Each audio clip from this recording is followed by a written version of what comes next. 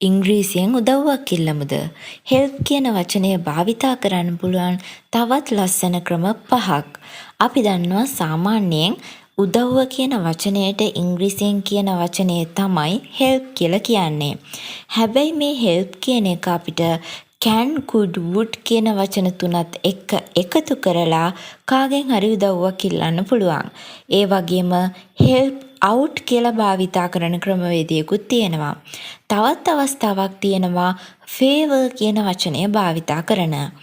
මේ තුන භාවිතා කරන හැටි ඉගෙනගෙන අපි ඉන්න ඕනේ. මොකද කවුරු හරි අපෙන් මේ විදියට උදව්වක් ඉල්ලුවොත් අන්න එතනදී එයා කරන ප්‍රකාශය අපිට පැහැදිලිව අවබෝධ කරගන්න පුළුවන් එතනදී.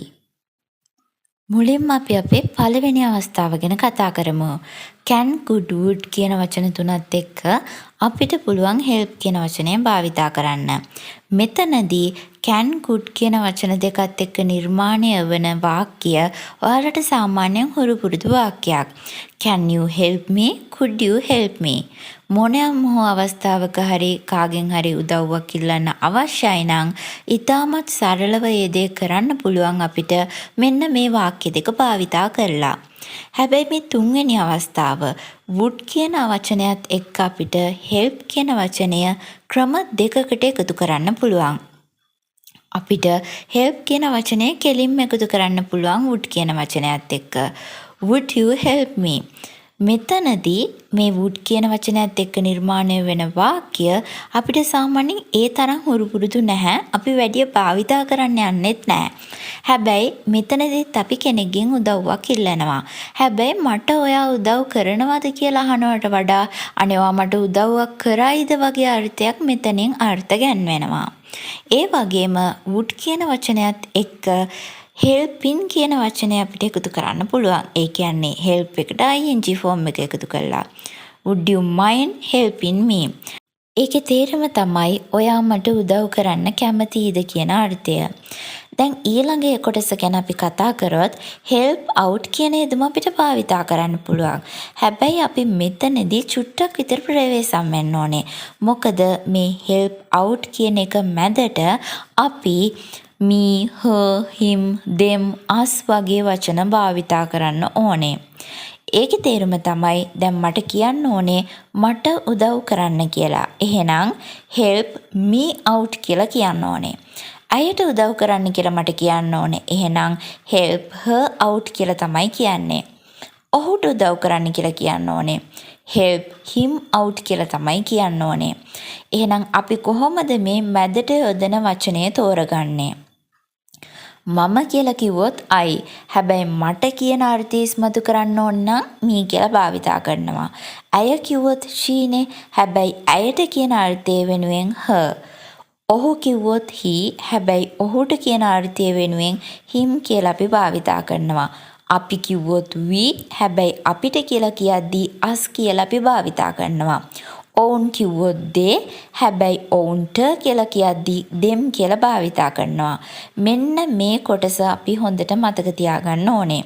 දැන් මම මේවා උදාහරණ වාක්‍යයත් එක්ක පැහැදිලි කරලා දීලා තියෙනවා. I really like to help you out, but I am working today. මොකක්ද මේ වාක්‍යයේ තේරුම?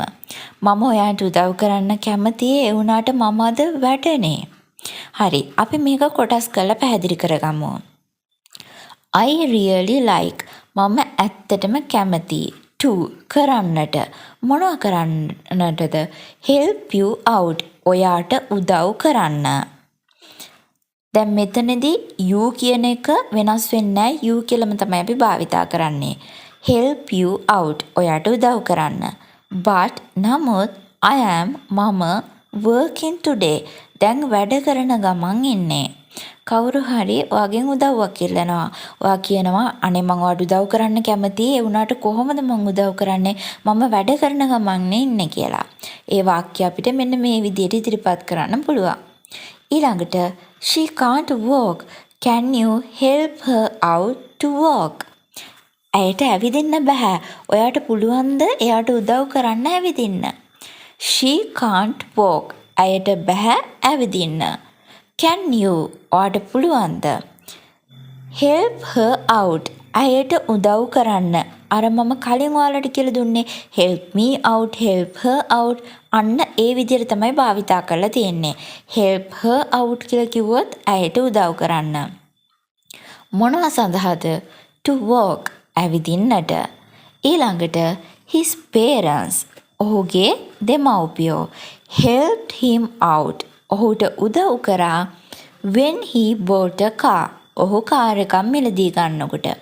ඔන්න බලන්න මෙච්චර වෙලා help out කියලා භාවිතා කරලා ඔන්න මේ වාක්‍යයේදී මම ed form එකක් එකතු කරලා තියෙනවා. ඒ කියන්නේ මේක අතීත කාල වාක්‍යයක් විදිහට මම නිර්මාණය කරලා තියෙනවා. දැන් කවුරු හරි උදව් කරනවා කියන එක විතරක් නෙමේ උදව් කරා කියලා කියන්නත් අපි පුරුදු වෙන්න ඕනේ. එහෙනම් help out කියන එක helped out කියලා අපිට භාවිතා කරන්න පුළුවන්. His parents, ඔහුගේ දෙමව්පියෝ helped him out, ඔහුට උදව් කරා. දැන් ඔහුට උදව් කරනවා කියලා වර්තමාන තත්ත්වෙන් කියන්නේ කොහොමද? help him out. හැබැයි ඔහුට උදව් කරා කියලා කියන්නේ කොහොමද? helped him out. මොකටද ඔහුට උදව් කරේ? when he, ඔහු මොනවා කරද්දීද? when he bought a car, ඔහු කාර් එකක් මිලදී ගන්නකොට. දැන් මෙතන when භාවිතා කරලා තියෙන හැටි ගැන මම පැහැදිලි කරන්නේ නැහැ. ඒ ගැන ඔයාලට වෙනම පාඩමක් මම කලින් කරලා තියෙනවා. ඒ පාඩම ඔයාලට බලා ගන්න පුළුවන් මේ උඩ තියෙන link එක ක්ලික් කරලා. හරි. එහෙනම් අපිට පුළුවන් මේ help out කියන එක වර්තමාන කාලයේදී භාවිතා කරන්න, අතීත කාලයේදී භාවිතා කරන්නත්. තනිව මේ ස්පෝකන් ඉංග්ලිෂ් ගෙදර ඉඳන්ම පුරුදු වෙන්න පුළුවන් විදිහේ ස්පෝකන් ඉංග්ලිෂ් රහස් කියන DVD පටය රුපියල් 2300ක් වගේ මුදලකට ගෙදරටම ගෙන්වා ගන්න මේ තිරේ දිස්වන දුරකථන අංකයට WhatsApp මගින් හෝ text message මගින් නම දුරකථන අංකයේ ලිපිනය යොමු කරන්න. එහෙනම් අනාගත කාලයේදී භාවිතා කරන්න බැරිද? පුළුවන්. ඒ සඳහා මම මගේ අන්තිම උදාහරණය ඉදිරිපත් කරලා තියෙනවා. They will help him out to improve. ඒගොල්ලෝ ඔහුට උදව් කරයි improve වෙන්න, වැඩි දියුණු වෙන්න. දැන් හිතන්න කවුරු හරි මොකක් හරි සබ්ජෙක්ට් එකකට හරි දුර්වලයි කියලා. දැන් පන්තියේ ඉන්න දක්ෂ ළමයි ටික මේ ළමයට උදව් කරනවා. එහෙනම් අපි කියනවා ඒගොල්ලෝ එයාට උදව් කරයි එයාගේ දැනුම දියුණු කරගන්න කියලා. එහෙම නැත්නම් එයාට සපෝට් කරයි එයා මේක ඉගෙන ගන්න කියලා කියනවා අපි. කොහොමද අපි ඒක කියන්නේ? they will, එයාලා කරයි. will form එක අපි භාවිතා කරන්නේ ඇයි? අනාගතය ගැන කතා කරද්දී. හරි. help him out, ඔහුට උදව් කරයි. to, මොනවා කරන්නටද? improve, වැඩි දියුණු කරගන්නට. දැන් බලන්න will form එකත් එක්ක අනාගත කාලයේදීත් අපි කාගේ හරි උදව්වක් ගැන කතා කරනවා. ඊළඟට මම තවත් විශේෂ දෙයක් කියලා දෙන්නම්. කවුරු හරි ඔයාගෙන් ඇහුවොත් can you help me කියලා ඔයා මොකක්ද දෙන උත්තරේ? ඔයාට කියන්න පුළුවන් ඕනේ නම් yes I can help you කියලා. හැබැයි ඊට වඩා ලස්සනයි ඔයාට කියන්න පුළුවන් නම් I can help you out. ඒකේ තේරුමත් මම ඔයාට උදව් කරන්නම් කියන එකම තමයි. හැබැයි ඔයා ඉංග්‍රීසි භාෂාව හොඳට දන්නවා කියලා ඔයාට පුළුවන් තව කෙනෙක්ට පෙන්නන්න මේ විදිහට ඔයා ඉංග්‍රීසි කතා කරොත් yes I can help you out. ඊළඟට අපි කතා කරමු තුන්වෙනි අවස්ථාව. favour. ගොඩක් අය මේ favour කියන එක භාවිතා කරනවා. favour කියලා කියන්නේත් උදව්වක් කියන අර්ථයම තමයි. Can you do a small favour for me? ඔයාට පුළුවන්ද මං වෙනුවෙන් පුංචි උදව්වක් කරන්න? Can you do? ඔයාට පුළුවන්ද කරන්න? A small favour, පුංචි උදව්වක් for me, මං වෙනුවෙන්. ඊළඟට Can I ask you for a favour? මට ඔයාගෙන් උදව්වක් ඉල්ලන්න පුළුවන්ද? Can I ask? මට පුළුවන්ද විමසන්න නැත්නම් අහන්න එහෙමත් නැත්නම් ඉල්ලන්න you ඔයාගෙන් මොනවද? For a favour, පුංචි උදව්වක්. මෙතනදී can I ask you a favour කිව්වොත් වැරදි. උදව්වක් කියන එකට කලින් අපි for a favour කියලා තමයි භාවිතා කරන්න ඕනේ. for කියන වචනය අපි යොදන්නම ඕනේ. එහෙම තමයි මේ grammar කොටස කියන්නේ මේ වාක්‍ය රටාව භාවිතා වෙන්නේ. එහෙනම් ඒක අපි කටපාඩම් කරලා තියාගත්තත් ප්‍රශ්නයක් නෑ. ඊළඟට let me return the favor.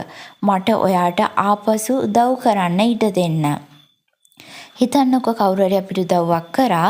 එයාට උදව්වක් ඕන වෙනකොට අපිත් උදව්වක් කරන්න යනවා. හැබැයි ඒ වෙලාවේ එයා ඒ උදව්ව ප්‍රතික්ෂේප කරනවා.